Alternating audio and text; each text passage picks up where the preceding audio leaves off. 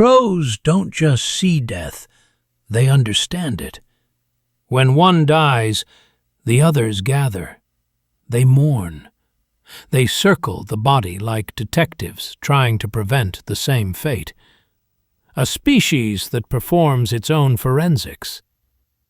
If a crow kills another crow, the group executes it. Instant justice. That's why a group of crows is called a murder. They're monogamous. They help their parents raise new chicks. They return favors. They repay grudges. They remember faces for years, even behind masks. Tell me that isn't terrifying. A crow you wrong today can send its friends after you tomorrow. Researchers even think they pass your face to the next generation.